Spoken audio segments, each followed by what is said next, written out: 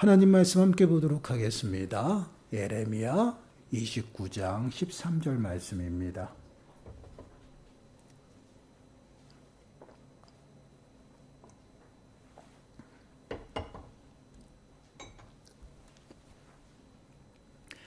예레미야 29장 13절 말씀 우리 한 목소리로 함께 읽겠습니다. 너희가 온 마음으로 나를 구하면 나를 찾을 것이요 나를 만나리라. 아멘. 오늘 말씀의 제목은 온 마음으로 여호와를 구하라입니다. 말씀의 제목은 우리 진리의 교회 표입니다. 올해는 저와 여러분이 이 표를 좀 마음에 새기고 온전히 하나님만을 섬기는 한 해가 되시길 바랍니다. 오늘 이 주제 표에 관련된 말씀을 좀 함께 묵상해 보려고 합니다. 말씀을 통해서 우리의 신앙의 모습을 그리고 우리의 마음을 좀 점검하는 시간이 되시고요.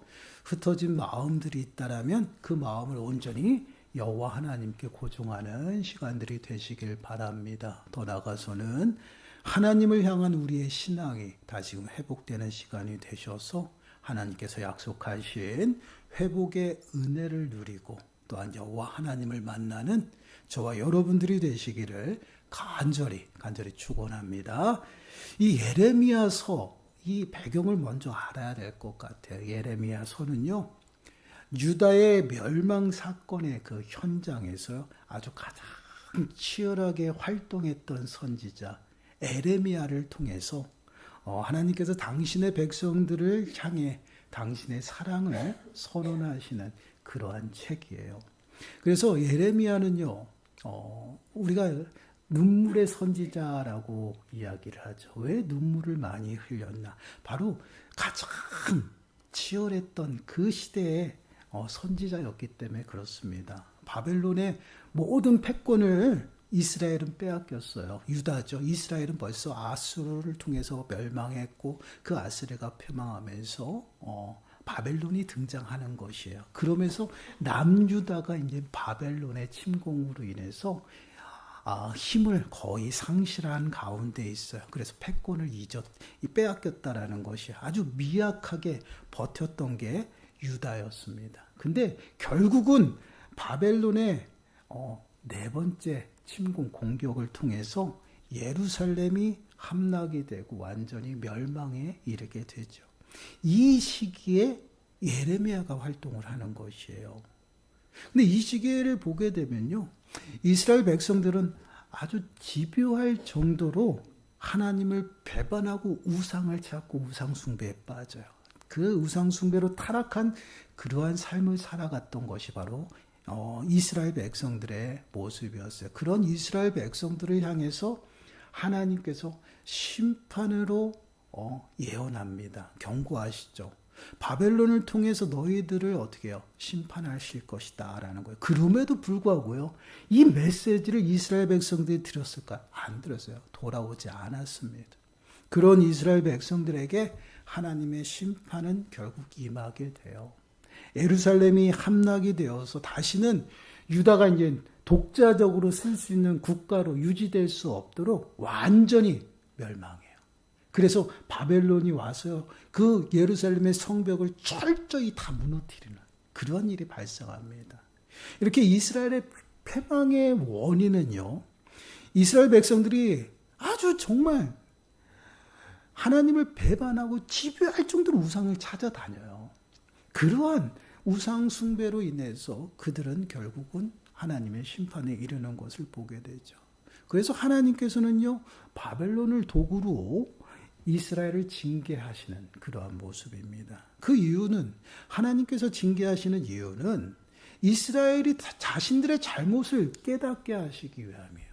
그리고 그들이 하나님께로 돌아오도록 하시기 위함이다라는 것입니다. 그래서 하나님께서는 단순히 유다의 멸망만을 선언하는 것이 아니에요. 경고하시는 것이 아니에요. 그로 인해서 너희는 이러한 삶을 살아갈 것이다. 그것이 무엇이에요? 바벨론으로 붙잡혀 가서 그 바벨론에서 너희는 종으로 살아갈 것이다 라고 얘기해요. 그리고 그것을 인정하면 너희들은 살아가야 된다라는 것이죠. 그리고 그곳에서 너희가 죄를 깨닫고 돌이켜라. 하나님께서 그러면 너희를 회복하실 것이다 라는 이것이 주된 에레미야의 메시지예요. 하나님께로 돌아오는 것은요, 그들의 개인적으로 또한 민족적으로 신앙의 회복이에요. 개혁입니다. 여호와 하나님과의 깨어진 그 관계, 그것이 회복되어지는 것이에요. 그럴 때에 그들은 회복을 맛볼 수 있다라는 것이에요. 이것이 예레미야가 끊임없이 눈물을 흘리며 이스라엘 백성들에게 선언하고 또한 기도했던 그러한 모습입니다. 그런데 이것이요, 하나님께서 값없이 그들에게 베푸신 은혜예요. 이러한 모습은 에레미야라는 이름, 그 이름의 의미에서도 잘 드러납니다. 에레미야라는 이 이름은요, 어떤 의미가 있냐면 여호와가 높이신다라는 거예요. 또한 여호와가 던지신다. 그러한 의미의 이름입니다. 이는 곧 하나님께서 당신의 백성을 징계하셔서 다시금 어떻게 해요? 자신들의 죄를 깨닫고 하나님께로 돌이켜 돌아오게 하신다라는 것이죠. 그리고 그들에게 회복의 은혜를 주시는데 어떻게 해요? 하나님께서 높여주시는 것이. 그것이 뭐예요? 메시아 왕국이에요. 우리가 읽은 본문 말씀도 바로 이러한 내용을 어떻게 해요? 포함하고 있어요. 바벨론에서 너희가 징계를 받고 그곳에서 사는 것을 인정하고 따라오라는 것이에요. 그리고 그곳에서 너희들이 회복하라는 거야. 신앙을 회복하고 하나님을 간절히 찾아야 된다. 그럼 만나주실 것이다라는 것이에요. 그래서 본문 13절 말씀을 보면 너희가 온 마음으로 나를 구하며 나를 찾을 것이요 나를 만나리라. 너희가 온 마음으로 나를 구하라. 그리하면 찾을 것이고 만날 것이다 라고 말씀을 하고 있어요. 그냥 찾고 구하는 것이 아니라 온 마음으로 찾아야 된다는. 왜 하나님께서는 이스라엘 백성들에게 그런 메시지를 던지고 있을까? 이것은 이스라엘 백성들의 우상숭배의 모습에 관련되어 있어요. 여러분, 이스라엘 백성들이 우상숭배에 빠졌던 이 모습은요, 하나님을 아예 섬기지 아니했다라는 것이 아니에요. 하나님을 섬기고요, 또 다른 우상들을 자기 자신을 위해서 만들어서 집에서 섬기고 또한 신전을 세우고 또 신전을 세우고, 그만큼 그들은요 어때요? 복을 갈구하며 살았어요. 그러다 보니 하나님이 주시는 그 은혜, 그거 말고 불안한 것이에요. 하나님 말고 또 다른 이제 눈에 보이는 것들을 하나씩 만들어서 우상을 섬겼다라는 거죠. 하나님도 섬기고 우상도 섬기는, 아주 혼합해서 섬기는 그러한 모습이 바로 이스라엘 백성들의 모습이었어요. 근데 여러분, 이러한 모습 속에 있는 이스라엘 백성들에게 하나님께서 온 마음으로 찾으라는 것이에요. 지금 너희들은 하나님의 징계 가운데 있다라는 것이에요. 근데 그 징계가 어때요? 그들을 멸망시키는 것이 아니다라는 것이에요. 그래서 본문 앞에 나오는 11절 말씀 보세요. 여호와의 말씀이니라, 여호와의 말씀이니라 너희를 향한 나의 생각을 내가 아나니 평안이요 재앙이 아니니라. 너희에게 미래와 희망을 주는 것이라. 내가 너희들에게 내리는 징계는 재앙이 아니다라는 것이에요.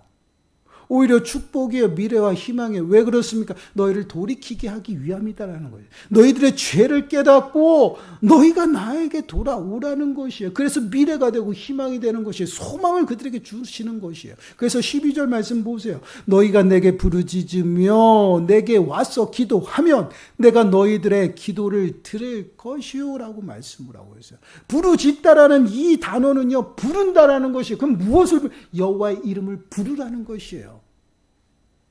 여호와의 이름을 성심성의껏 구하라는 말씀이에요. 이는 무엇을 의미하냐면 여호와 하나님과의 그 관계 안에서, 인격적인 관계 안에서 하나님을 찾는 기도의 그 모습을 나타내는 그러한 단어예요.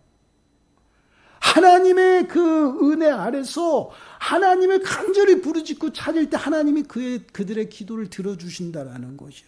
이것은 무엇을 의미해요? 지금까지 이스라엘 백성과 하나님과의 관계, 깨어진 그 관계가 너희들에게 내려진 그 재앙을 통해서 너희들이 깨닫고 하나님 앞에 온전히 그 이름을 부르며 회복되라는 것. 하나님과의 관계 회복을 이야기하는 것이에요. 그래서 그 하나님을 간절히 부르짖으면 와서 그 기도를 듣고 응답하겠다는 그것을 구체적으로 어떻게 얘기해요? 13절에 온 마음으로 나를 구하면 나를 찾을 것이다. 또한 만날 것이다 라는 것이에요. 온 마음에. 여러분 여기에 좀 이 단어에 집중을 해보시기 바라요.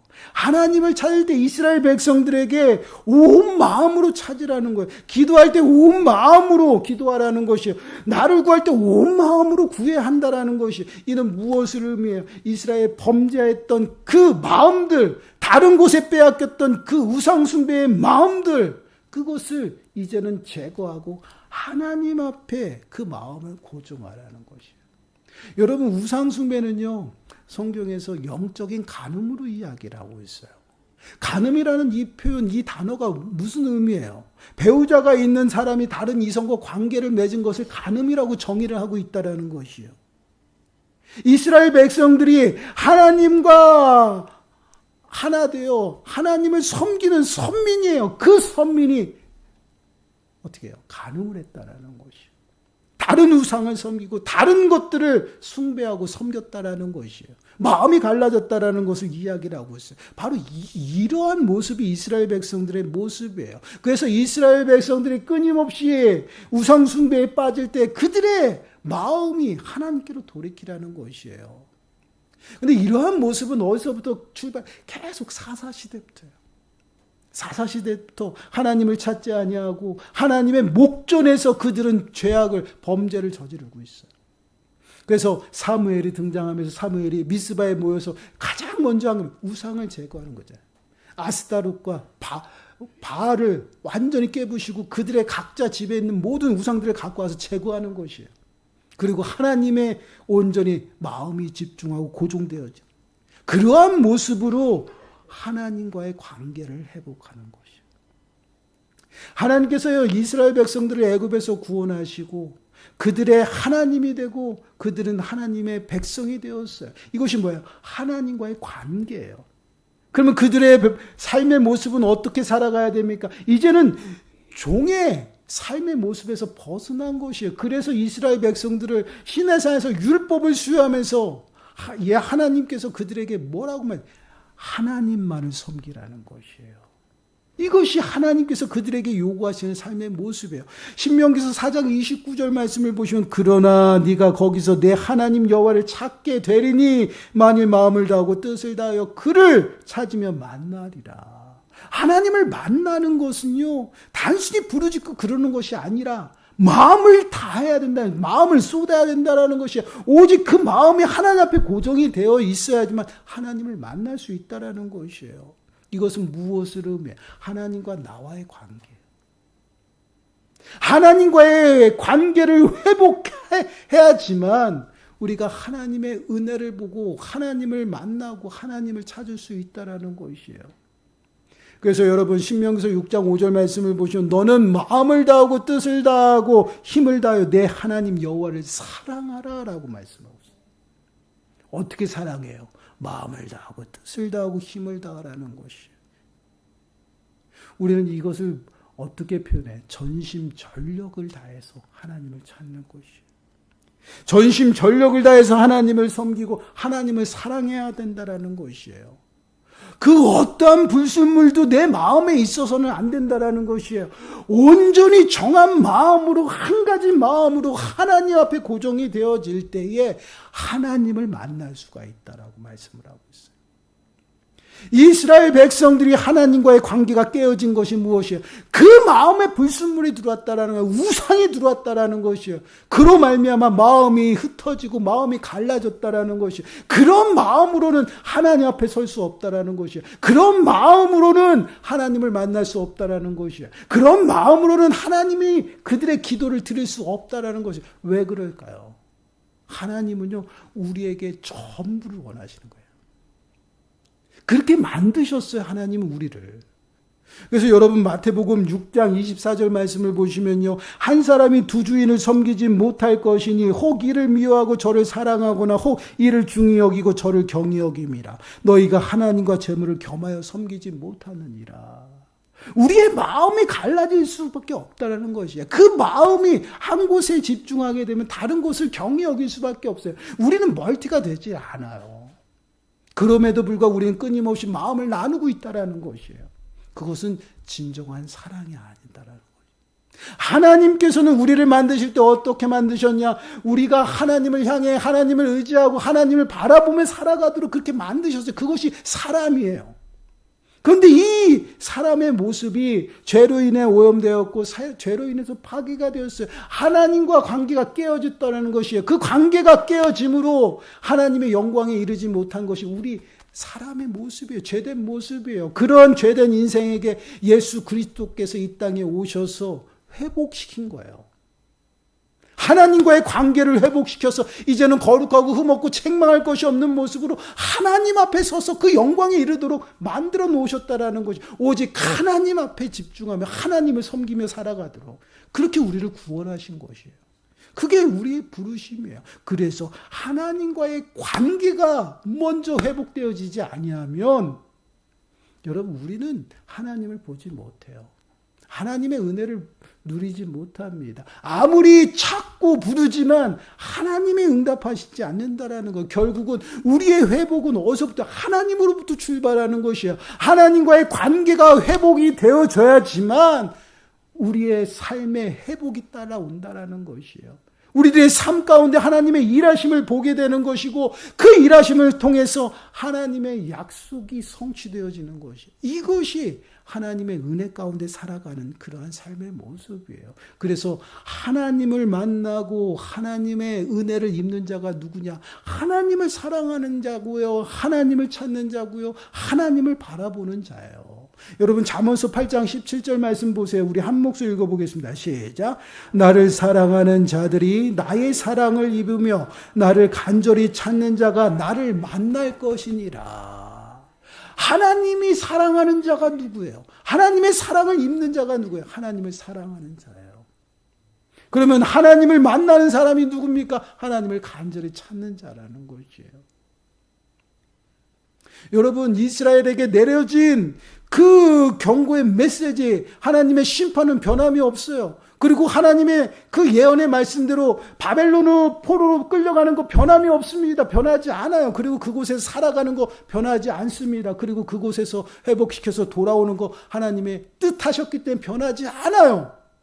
여러분 14절 말씀 보세요. 뒤에 말씀도 보세요. 이것은 여호와의 말씀이니라. 나는 너희들을 만날 것이요 너희를 포로된 중에서 다시 돌아오게 하되 내가 쫓아 보내었던 나라들과 모든 곳에서 모아 사로잡혀 떠났던 그곳으로 돌아오게 하리라. 이것은 여호와의 말씀이라. 여호와의 말씀이다. 말씀이다라고 강조하고 있어요.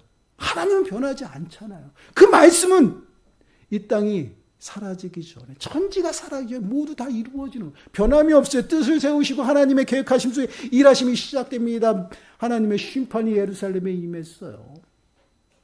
멸망했어요. 완전히 성벽이 무너지고요. 더 이상 일어설 수 없는 그러한 모습 가운데 서 있어요. 그리고 그들은 포로로 잡혀가서 그 바벨론에서 생활하며 살아가야 됩니다. 그리고 다시 돌아오는 거 하나님이 뜻하셨어요. 이 뜻은요 변함이 없어요. 왜 그렇습니까? 하나님이 뜻하신 것은요 반드시 이루어집니다. 하나님께서 계획하신 것은 반드시 이루어져요. 그 어떤 것도 막아설 수 없다라는 것이에요. 그래서 욥기서 42장 2절 말씀을 보시면 주께서는 못하실 일이 없사오며 무슨 계획이든지 못 이루실 것이 없는 줄 아오니라고 말씀하고, 그 누구도 하나님이 뜻을 세우시면 그것을 막아설 자가 없다라는 것이에요. 그래서 이 땅 가운데 세워지는 것은 하나님의 뜻만이 세워진다라는 것이에요. 그러면 이 은혜를 누가 누리느냐? 여러분, 내가 하나님 앞에 온전히 서서 하나님의 관계가 회복되어지고 그 은혜 아래에 있으면 이것을 누리는 것이에요. 그러나 내 삶 속에서 그것이 이루어지지 아니하도 하나님의 뜻을 세워서 다른 사람을 통해서도 반드시 그건 이루어지는 것이에요. 왜 이 말씀을 드릴까요? 하나님이 뜻을 세우시고 계획하시면요, 반드시 변함이 없어요. 이루어집니다. 그러나 이것을 누리고 바라보는 자가 누구냐? 그것을 말하는 것이에요. 그 회복의 은혜를 누리는 것이 누구냐? 바로 온 마음으로 여호와를 구하는 자라는 것이에요. 하나님과의 관계가 회복되어져서 하나님 안에 있는 자들, 그러한 자들이 하나님의 은혜를 누리며 살아가는 것이에요. 하나님의 일하심의 중심에 귀하게 쓰임받는 것이에요. 그렇습니다. 하나님께서 예레미야를 통해서 이스라엘 백성들에게 끊임없이 심판과 또한 여러 가지 약속의 말씀을 던지고 있어요. 근데 그 시간 속에서도요, 이스라엘은요, 그것을 듣지 않아요. 그러한 이스라엘의 결국은 하나님의 심판이 임하여 그들을 완전히 멸망시켜서 바벨론으로 끌고 갑니다. 이스라엘 백성들이 얼마나 영적으로 무지함 가운데 있었는지를 잘 보여주죠. 왜 이 모습이 드러날까? 하나님과의 관계가 깨져서 그래요. 죄의 싹은 사망이니 모든 사람이 죄를 범하여 죄인이라고 말씀을 하고 있어요. 그래서 하나님의 영광에 이르지 못한다. 이게 죄의 모습이에요. 우상 숭배로 인해서 영적인 무지함과 무감각에 빠져있는 이스라엘 백성들은 끊임없이 하나님의 메시지를 듣고 심판의 경고를 듣지만 그럼에도 불구하고 집요하게 우상을 찾아다니며 우상을 만들고 있다는 것이에요. 그러한 이스라엘 백성들 철저하게 무너지게 됩니다. 그러나 하나님은 그들을 그냥 버리시는 것이 아니잖아요. 그들을 회복시키시기 위해서 약속하셔요. 근데 그 회복의 은혜, 그 회복을 맛보는 자가 누구야? 온 마음으로 여호와를 구하는 자라는 것이에요. 온 마음으로 다시금 하나님과의 관계를 회복하고 마음을 하나님 앞에 고정하여 그 마음을 하나님 앞에 드려 하나님을 섬기는 자, 그들에게 회복의 은혜를 약속하고 있다는 것이에요. 나를 찾을 것이며 나를 만날 것이다라고 말씀을 하고 있어요. 하나님이 주시는 은혜를 누리는 자가 누구냐? 하나님 안에 있는 자라는 것이에요. 하나님과의 관계가 회복되어지고 마음을 온전히 하나님 앞에 드려 하나님을 섬기는 자를 이야기를 하고 있어요. 그러한 자들을요, 하나님이 높여주시겠다 약속합니다. 사랑하는 여러분, 올 한 해 우리 진리의 교회 가운데 이 말씀을 하나님이 주셨어요. 왜 주셨을까요? 여러분, 하나님으로부터 출발해야 돼요.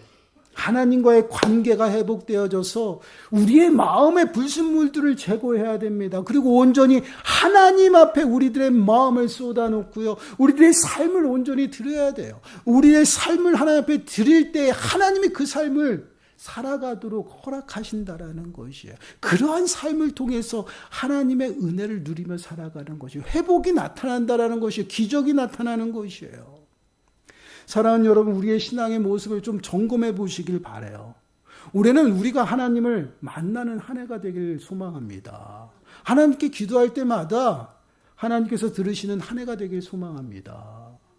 그 은혜를 누리기 위해서 우리가 꼭 가져야 될 신앙의 자세가 무엇이에요? 바로 여호와 하나님과의 관계 회복이에요. 온 마음으로 여호와를 구해야 합니다. 흩어진 마음들 온전히 여호와 하나님 앞에 고정이 되어져야 돼요. 그러한 자에게 하나님께서 은혜를 약속하고 있다라는 것이에요. 우리의 모습을 한번 돌아보세요. 우리는 과연 어떠한 신앙의 모습으로 이 자리에 앉아 있습니까? 우리는 어떠한 신앙의 모습으로 올 한 해를 시작했는지 돌아보세요. 우리는 어떠한 신앙의 모습으로 기도하고 계십니까? 우리가 전심으로 하나님을 찾고 구하고 있는지 점검해 봐야 됩니다. 우리의 마음은요, 어디에 고정이 되어 있고 여호와 하나님께 전심으로 나가는 나의 삶의 모습인지를 여러분 점검하시길 바라요. 우리 또한 우상 숭배로 매 순간순간 하나님을 배반하고 하나님을 떠나 살아가는 연약한 자들이에요. 죄인입니다. 하나님을 섬긴다고 하지만, 하나님을 예배한다고 하지만 우리의 마음은요 여러 갈래로 흩어져 있어요. 바로 이게 우상 숭배예요. 하나님보다 세상을 의지하고 살아갑니다. 물질을 의지합니다. 나의 힘과 권력을 의지합니다. 사람을 의지하며 살아가요. 이 모든 것이 우상입니다. 하나님보다 세상을 더 사랑해요.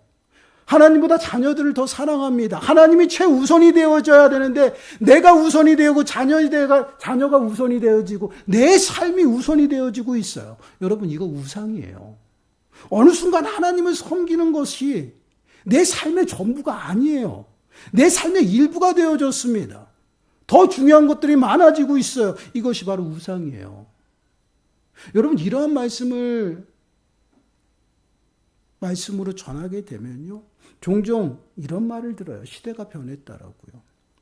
이제는 개개인의 삶이 중요하다라고 말을 합니다. 여러분, 이 말이 조금 불편하지 않으십니까? 시대가 변했지 하나님은 변하지 않았어요. 내가 변했지 믿음이 변한 것이 아니다라는 것이에요. 하나님이 주신 믿음은 변하지 않습니다. 내 신념이, 내 최우선이 변한 것이에요. 여러분, 진단해 보시기 바라요. 그런데 우리는 변하지 않았다라고 이야기를 해요. 이거 이상하지 않습니까? 우리의 입술을 통해서 우리는 신실하신 하나님을 찬양해요. 부르짖습니다. 하나님은 변함이 없으시다라고 우리가 찬양하고 고백해요. 그런데 우리는 입술로만 그런 하나님을 찾고 있다라는 거죠. 그런 하나님은요, 우리의 기도를 듣지 않습니다. 성경에서 나타난 기적은 더 이상 일어나지 않는다라고 말하는 사람들도 있습니다. 그러나 우리는 매 순간순간 기적을 살아가고 있다라는 것이에요. 내가 숨쉬고 무탈하고 일상적인 모든 삶을 하고 있다는 것, 그거 자체만으로 기적이에요. 그리고 믿어집니다. 무엇이 믿어져요? 눈으로 보이지 않는 하나님이 믿어져요. 이게 기적이에요. 여러분, 우리는 믿는다고 하지만 믿지 않아요. 아는 것은 많습니다. 그러나 믿지 않습니다. 믿음은 신념이 아니에요. 내 삶으로 입증하는 것이, 그래서 순종하고 따라가는 것이, 이게 믿음이에요. 내 이성과 생각을 따르지 않아요. 내 이성과 생각과 다를지라도요, 하나님께서 말씀하시면 그 말씀에 순종하고 따라갑니다. 이것이 믿음이에요. 이러한 믿음의 사람이 여러분 세상을 이기며 살아갑니다. 왜 우리 삶 가운데 하나님의 능력이 나타나지 않을까요? 믿음이 없어서 그래요. 모양만 있기 때문이에요. 흉내만 내고 있다라는 것이에요. 종교인으로 살아가고 있다라는 것입니다. 사랑하는 여러분, 하나님은 우리와 늘 함께 하셔요. 그리고 어제도 오늘도 앞으로도 영원히 우리와 함께 하시며 당신의 뜻을 이루고자 성실히 일하고 계시다라는 것이에요. 매 순간 기적을 써내려가고 있어요. 어디서? 우리의 삶 속에서요. 당신을 사랑하고 당신을 의지하며 믿음으로 살아가도록 우리를 이끌어가고 계시다라는 것이에요. 이 은혜가 여러분 우리의 삶 가운데 임했어요. 여호와 하나님께서 당신과 그 관계를 회복하시기 위해서 당신의 전부를 희생하셨다라는 것이, 그게 바로 예수 그리스도예요. 예수 그리스도 당신의 전부를 다 내놓으셔서 우리를 회복시키셨어요. 그리고 당신의 자녀 삼으셨어요. 이제는 당신만을 섬기며 살아가도록, 그 사랑하도록 우리를 만드셨다라는 것이에요. 그런데 그 믿음을 잊어버리며 살아가고 있다라는 것이에요. 여러분, 올 한 해 어떠한 삶을 원하십니까? 어떠한 은혜를 구하십니까?